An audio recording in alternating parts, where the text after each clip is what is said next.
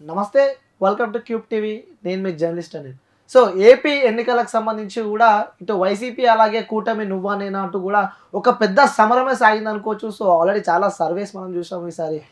ఏపీలో కూడా మళ్ళీ కూటమే గెలుస్తుంది. ఆల్రెడీ వైఎస్ జగన్ పని అయిపోయిందని చెప్పి కూడా పెద్ద ఎత్తున మనము సర్వేలు చూస్తున్నాము. సో దీనికి సంబంధించి కూడా నేను ఒక సర్వే చూడడం జరిగింది. సో ఆ సర్వే నేను చూస్తుంటే అబ్బా నిజంగా వాస్తవేనా అని చెప్పి కూడా నాకు అనిపించింది. సో ఈరోజు నేను ఆ గెస్ట్ని, ఆ పొలిటికల్ అనాలిసిస్ని కూడా ఈరోజు మన ఆ స్టూడియోకి తీసుకురావడం జరిగింది. విత్ ఎగ్జాంపుల్స్తో సహా సామాన్య జనాలకు ఈజీగా అర్థం అవడానికి కూడా ప్రతి ఒక్క క్లారిటీగా తను ఎక్స్ప్లెయిన్ చేసి చూపిస్తున్నారు. సో ఆ గెస్ట్ ఈరోజు మన క్యూబ్ టీవీ వ్యూవర్స్ అలాగే ప్రజలందరికీ పరిచయం చేద్దామని చెప్పి కూడా మన క్యూబ్ టీవీకి తీసుకురావడం జరిగింది. సో మనతో పాటు ఆ గెస్ట్ ఉన్నారు. ఆ గెస్ట్ ఎవరో కాదు, పొలిటికల్ అనాలిసిస్ రామ్ గారు మన దగ్గర ఉన్నారు. సార్ నమస్తే. నమస్తే అండి sir, welcome sir. Welcome, thank you very much. నా పేరు రామ్ వకాడా, ఐఎమ్ ఎన్ఆర్ఐ. ఈ మధ్యనే నేను అమెరికా నుంచి వచ్చాను. అమెరికా నుంచి వచ్చాను. సో ఎలక్షన్స్ సరళి చూస్తున్నాను నేను. వచ్చిన వెంటనే అందరూ రకరకాలుగా సర్వేలు చెప్తున్నారు, కానీ నాకు ఒక ఐడియా ఉన్నది. అసలు ఈ సర్వేలకి సంబంధం లేకుండా ఏంటి అనేది నేను అనాలిసిస్ చేశాను. దాన్ని మీ ముందు తెలుసుకున్నాను. అంటే నిన్న మీ సర్వే నేను చూడడం జరిగింది. టోటల్లీ డిఫరెంట్ ఉంది. అంటే లైక్ మనం చూసిన సర్వేలు అన్నిటికీ కూటమి గెలుస్తుంది, ఈసారి ఏపీలో కూటమి గెలవబోతుంది, ఆల్రెడీ సీఎం కూడా కన్ఫర్మ్ అన్నట్టు కూడా కొన్ని సర్వేలు చూస్తున్నాం. కానీ సడన్గా మీ సర్వే రాగానే మొత్తం టోటల్లీ క్వైట్ యాంటీ ఉంది. ఏంటి అలా? అయితే మీరు అన్నట్టుగా కూటమి అని అందరూ మీడియాలో చెప్పడం, సర్వేలు చెప్పడం అదొక ప్రాపగాండాలా అనిపించింది తప్ప రియలిస్టిక్గా నాకు అనిపించలేదు. నాకైతే 100% వైఎస్ఆర్ గవర్నమెంటే వస్తుందని నమ్మకం ఉన్నది. దానికి నేను ఫిగర్స్తో నేను ప్రూవ్ చేయదలుచుకున్నాను. మీరే చూద్దరు కానీ. ఓకే, సరే, మళ్ళీ వైసీపీ ప్రభుత్వమే వస్తుంది అంటారు? వైసీపీ ప్రభుత్వమే వస్తుంది 100%. అంటే ఎలా మీ అనాలిసిస్ ఏ విధంగా ఉంది? ఓకే, అయితే నేనే మిమ్మల్ని అడుగుతాను. మామూలుగా నార్మల్గా ప్రభుత్వం అనేటప్పుడు గత ఎన్నికలు ఈ ఎన్నికలతో పోలిస్తే ప్రభుత్వ వ్యతిరేకత అనేది ఉంటుంది. సో ఆ ప్రభుత్వ వ్యతిరేకత దాన్ని బట్టి ఇప్పుడున్న గవర్నమెంట్ చేసిన యొక్క వెల్ఫేర్ స్కీమ్స్ని బట్టి వీటి మీద ఆధారపడి ఉంటుంది.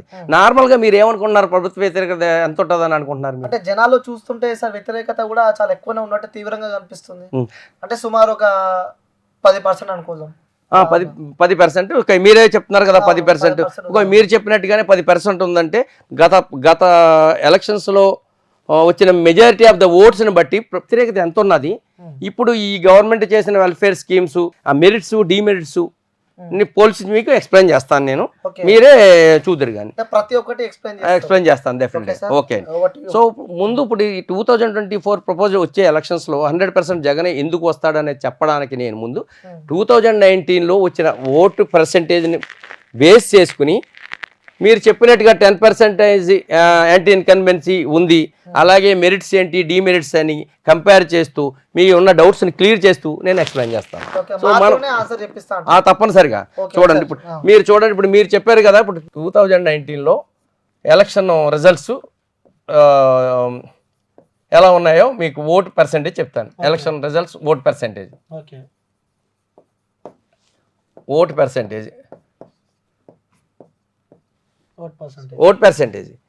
లాస్ట్ 2019లో వైఎస్ఆర్ గవర్నమెంట్ 50.5 ఓటు పర్సెంటేజ్ తోటి 151 సీట్స్ వచ్చినాయి. అలాగే టీడీపీ 39.5%తో 23 సీట్స్ వచ్చినాయి. జనసేన జేఎస్పీ 5.5తో 1 సీటే వచ్చింది. సో అదర్స్ ఇంకా మిగిలిన పర్సెంటేజ్ ఇంకెంత 4%, 4.5 అంత ఉంది అదర్స్. సో 0 వచ్చినాయి. అయితే ఇప్పుడు ఈ 3 పార్టీలు, బీజేపీ ఇందులో 1% ఉంది. సో ఇప్పుడు ఈ 3 పార్టీలు చూస్తే ఈ వైఎస్ఆర్ కలిసింది కాబట్టి 50.5 ఉంది. ఈ 3 పార్టీలు కలిసి ఎన్డీఏ కలిసి 46% అయింది. టోటల్ 4.5% ఎక్కువగానే ఉంది వైఎస్ఆర్కి. అంటే ఏంటి, అప్పర్ హ్యాండ్లోనే ఉన్నది. అయితే మీరేమంటున్నారు, ప్రభుత్వ వ్యతిరేకం ఉన్నది కాబట్టి 10% తగ్గిపోతుంది అంటున్నారు. అంతే కదా. సో 10% తగ్గిపోతుంది అంటే ఇందులో 10% తీసేద్దాం. 10% తీసేస్తే ఆల్మోస్ట్ 4.5 పోతే 45.45.45 అంత ఉంటుంది వీళ్ళకి. అయితే ఇది ప్రభుత్వ వ్యతిరేకత అంటే ఆల్రెడీ ఓటు వేసిన వాళ్ళదే ప్రభుత్వ వ్యతిరేకత. ఎన్డీఏ ఆల్రెడీ వ్యతిరేకంగానే ఉన్నారు కదా. కానీ ఈ అందరూ ఏమనుకుంటారు, ఇక్కడ ఈ మళ్ళీ వీళ్ళకి కూడా ఇదే 46 వస్తుందని అనుకుంటారు, అంతే కదా. అప్పుడు ఏమైంది, 1% ఎక్కువ ఉంది అంతే, అంతకు మించి తేడా ఏమీ లేదు. అయితే ప్రభుత్వ వ్యతిరేకత యాడ్ అయితే ఇక్కడ ప్లస్ అవుతుంది ఇంకా మనకి, అదే చెప్తాను కదా. అయితే ఇక్కడ ఎన్డీఏకి వచ్చేటప్పటికి ఏమవుద్దంటే, ఒకసారి ఓటు వేసిన వాళ్ళలోనే ప్రభుత్వ వ్యతిరేకత ఉంటుంది. మళ్ళీ అలాగే ఒకసారి అపోజిషన్లో ఎన్డీఏకి వేసిన వాళ్ళ దగ్గర ఆ ప్రభుత్వ వ్యతిరేకత ఏముండదు. వాళ్ళు ఏంటి, మళ్ళీ కొత్త గవర్నమెంట్కి ఏమైనా ఫేవర్ ఉన్నదా లేకపోతే ఇంకా బాగోలేదా గవర్నమెంట్ అనేది ఆలోచిస్తారు. వీళ్ళు ఆలోచిస్తే నాకు తెలిసి ఏమైందంటే, వీళ్ళు ఒక 10% మళ్ళీ ఈ గవర్నమెంట్ వేయడానికి అవకాశం ఉంది. ఓకే, అంటే గత ప్రభుత్వం అప్పుడు చేసిన వ్యక్తులు మళ్ళీ చేంజ్ అయ్యే అవకాశం. ఎందుకు అవకాశం ఉన్నదంటే దానికి నేను రీజన్ చెప్తాను. జగన్ గవర్నమెంట్లో ఆయన ఏం చేశాడు, ప్రతి రాష్ట్రానికి ముందు విద్య, వైద్యం, తర్వాత ఉద్యోగం, తర్వాత డెవలప్మెంట్, ముందు ఈ 3 ఫ్యాక్టర్లు ఇంపార్టెంట్. సో అందుచేత ఫస్ట్ విద్యను తీసుకున్నాడు ఆయన. అందుకే స్కూల్స్ని ఈ దేశంలో లెక్కలు లేని విధంగా ఆయన ఇంప్రూవ్ చేశాడు. అలాగే వైద్యం 16 మెడికల్ కాలేజీలు పెట్టాడు. ఇంతకుముందు ఎప్పుడు దేశ చరిత్రలో అన్ని మెడికల్ కాలేజీలు ఏ స్టేట్లోనే పెట్టలేదు.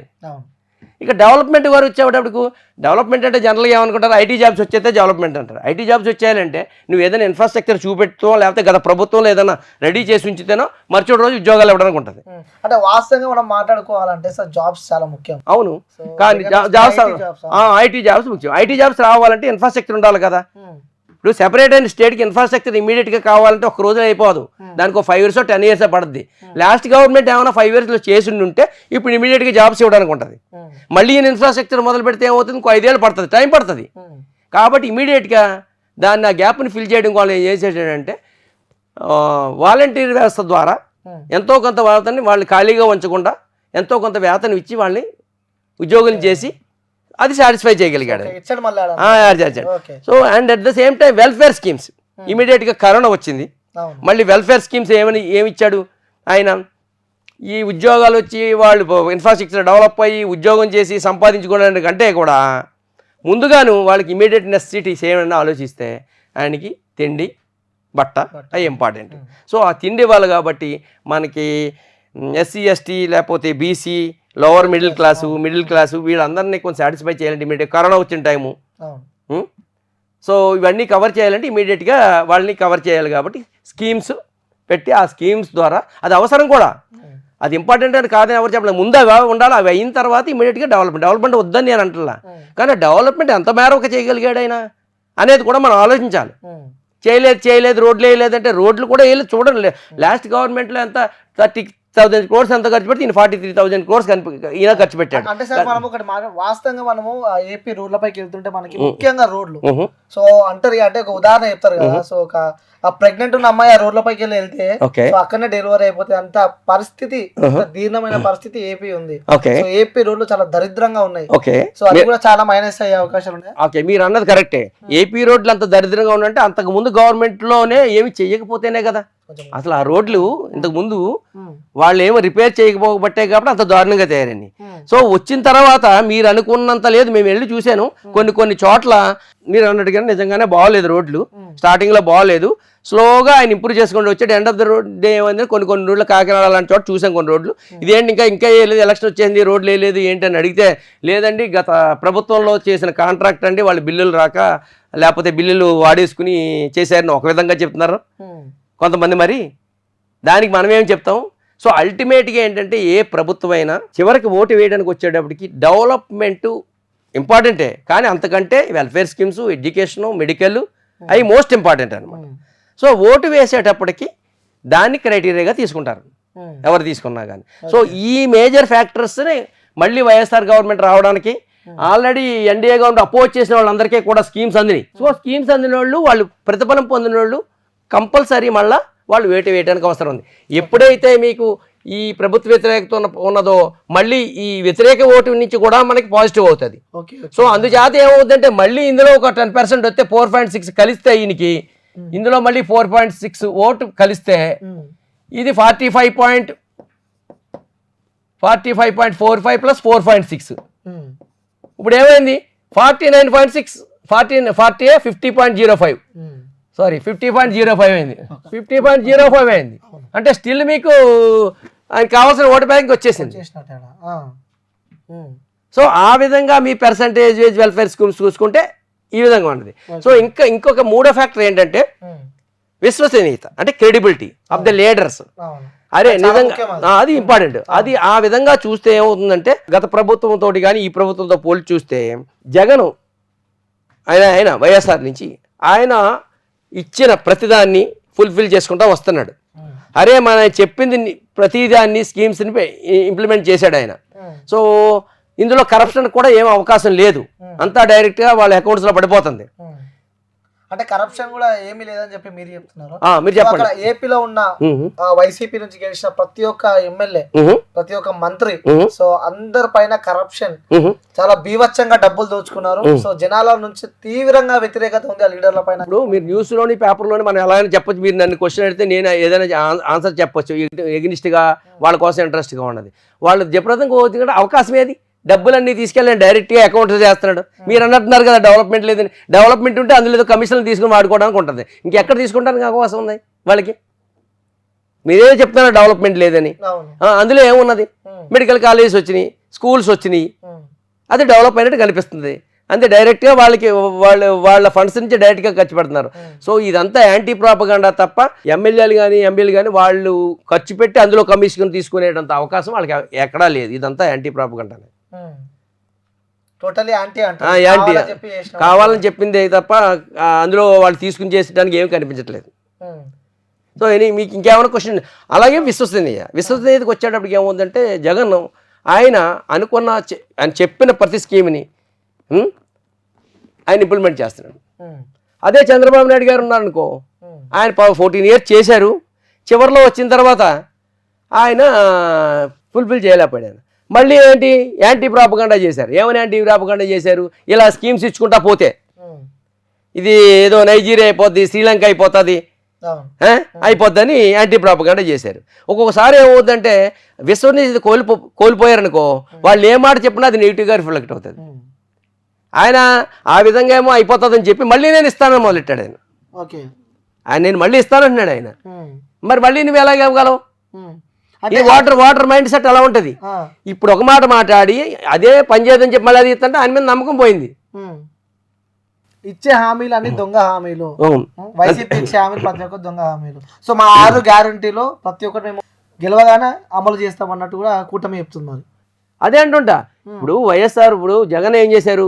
ఆయన ఇచ్చిన ప్రతి నవరత్న అన్నింటినీ ఇంచుమించి 99.9 అందరికీ తెలుసున్న విషయమే. ఏ ఫలానా దాన్ని ఇంప్లిమెంట్ చేయలేదు, ఫలానా దాన్ని ఫుల్ఫిల్ చేయలేదు ఎవరినైనా చెప్పమనండి, ఆయన ఫుల్ఫిల్ చేశాడు. అదే చంద్రబాబు నాయుడు గారికి వచ్చేటప్పటికి లాస్ట్ టైము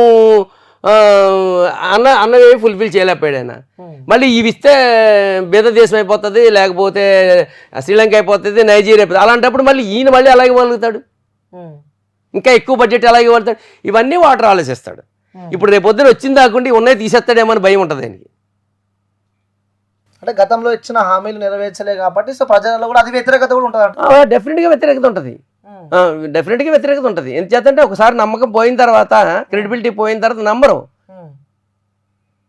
ఆయన ప్రతి పాయింట్ కూడా ఇప్పుడు వాలంటీర్లు అన్నారు, వాలంటీర్ వ్యవస్థ మంచిది కాదన్నాడు ఆయన. మళ్ళీ అదే ఆయన మంచిది నేను ఇస్తానంటున్నాడు ఆయన.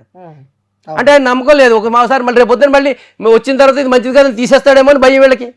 అందులో కూడా వ్యతిరేకత వచ్చింది కదా. మరి వాళ్ళు ఏదో హ్యూమన్ ట్రాఫికింగ్ అని ఇలాంటివన్నీ బ్లేమ్ చేయడం, వాళ్ళు హర్ట్ అవ్వడం, వాళ్ళ పేరెంట్స్ కూడా హర్ట్ అవ్వడం, ఇలాంటివన్నీ జరిగినాయి. ఆయనకి బయటికి చెప్పలేకపోతున్నారు తప్ప.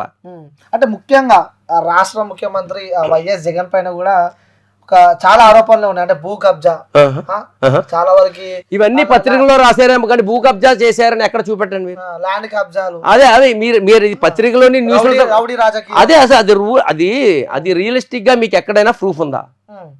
ఇప్పుడు లాస్ట్ గవర్నమెంట్ ఉన్నది అనుకో, ప్రూఫ్లు ఉన్నాయి.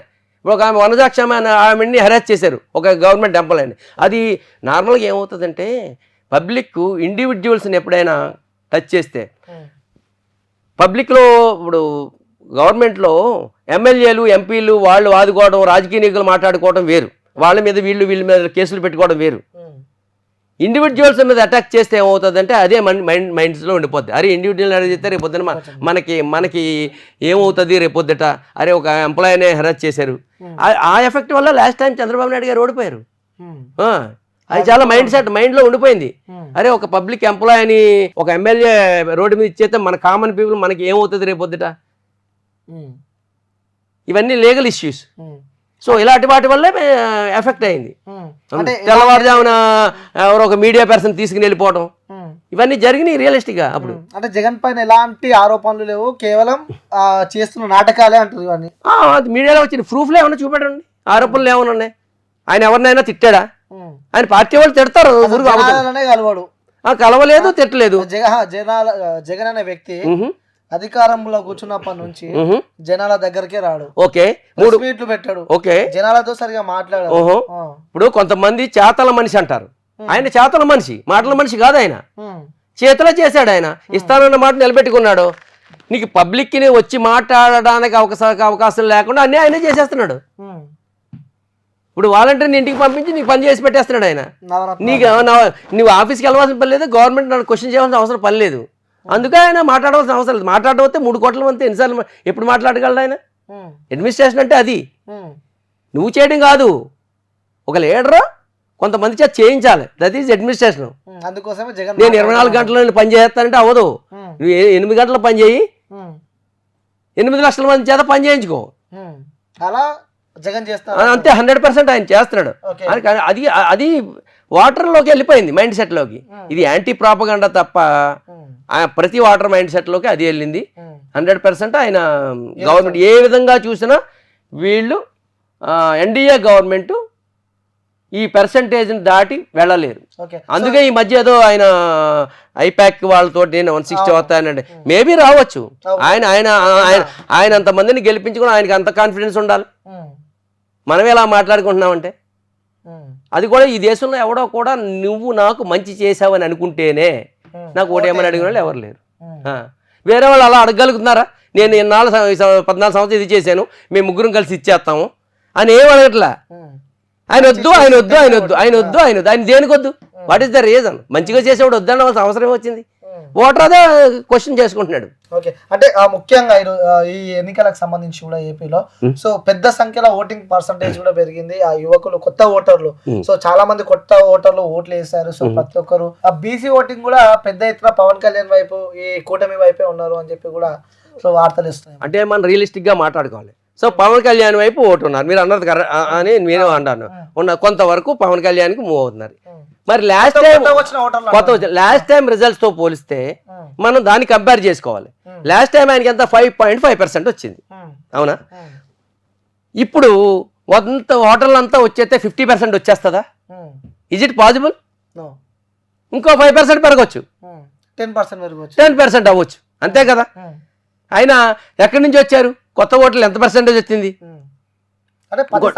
ప్రతి వయసు వాళ్ళు అందరూ జనంలో ఉన్న లీడర్ కదా. పవన్ కళ్యాణ్ వ్యక్తి సో ఓడిపోయినప్పటి నుంచి ఇప్పటిదాకా గ్రౌండ్ లో ఉన్న లీడర్. ఆయన ఎక్కడున్నాడు? ఎక్కడ లేడు.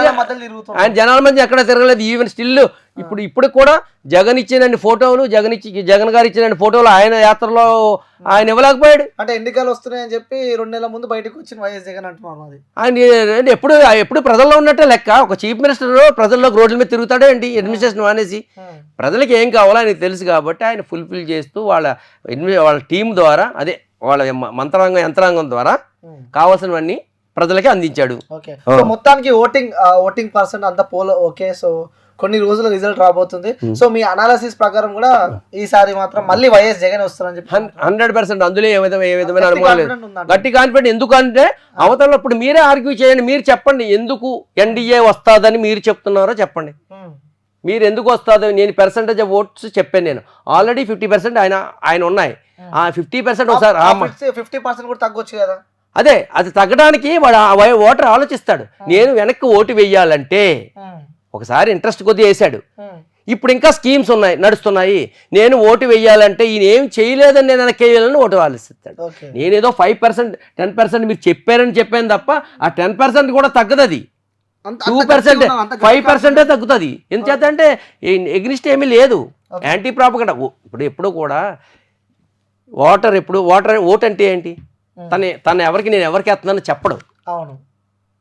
ఈ పబ్లిక్లో సర్వేలు గిరివేలు అన్నీ ఏంటి, పబ్లిక్లో ఎవరు చెప్పరు, ఆ మనసులో ఉంటుంది. అవును. మనసులో ఉంటుంది. మనసులో ఏమనుకుంటాడో మన రీజన్స్ కావాలి. అవును. ఆయన రీజన్స్ ఏంటంటే నేను వెయ్యాలా వద్దా, ఎందుకు వేయాలి ఎందుకు వేయకూడదు, ఉన్న గవర్నమెంట్కి నేను ఎందుకు వేయాలి, పాతవాడు వేసాడు 50%, ఎందుకు వేయాలంటే ఆయనకి 90% ఆఫ్ ద ఫ్యాక్టర్స్ ఆయనకి వేయడానికే రీజన్ చూపుతున్నాయి.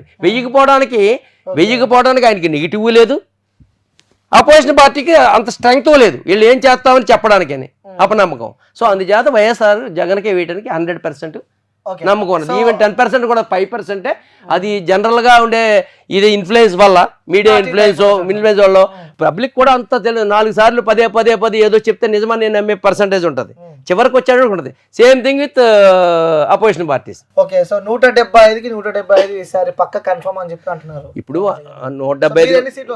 175 అంటే నార్మల్గా ఆయన చేశాను నమ్మకం చెయ్యాలి అని ఉంటుంది. కానీ కొంతమంది ఆయన నిలబెట్టిన క్యాండిడేట్స్లో కూడా 175 మంది ఫేవరబుల్గా ఆయన చెప్పినట్టుగా చేయలేకపోవచ్చు, ఆ ఓటుని తీసుకురాలేకపోవచ్చు. ఆయన రావాలని ఉంటుంది, కానీ అందులో 10 మందో 20 మందో నెగిటివ్ ఉండొచ్చు. 100% అంత యాక్టివ్ ఎమర్జీ అయిపోయినంత క్వాలిటీస్ లేకపోవచ్చు, వాళ్ళకు ఉన్నది కెపాసిటీ అంతే. సో అలాంటి వాళ్ళు కొంతమంది పోవచ్చు. అల్టిమేట్గా ఏంటంటే నాకు తెలిసి అయితే మినిమం 110 వస్తాయి, అది తర్వాత ఎంతైనా రావచ్చు అని అనుకుంటున్నాను నేను. ఈ మధ్య అందరినీ ఓటర్స్ని గ్రౌండ్ లెవెల్లో చూసిన దాన్ని బట్టి. ఓకే, సో మొత్తానికి అయితే ఏపీ గడ్డపై మరోసారి వైసీపీ జెండా ఎగరబోతుంది 100%. అందులో ఏమీ తేడా లేదు, ఎందుకంటే ఇవే ఫ్యాక్టర్స్ మీరు సొంతంగా అనలైజ్ చేసుకోండి. అపోజిషన్ ఎప్పటికీ స్టిల్ లోవర్ హ్యాండ్లోనే ఉంది, అది ఎప్పుడు అప్పర్ హ్యాండ్ రీచ్ కాలేదు.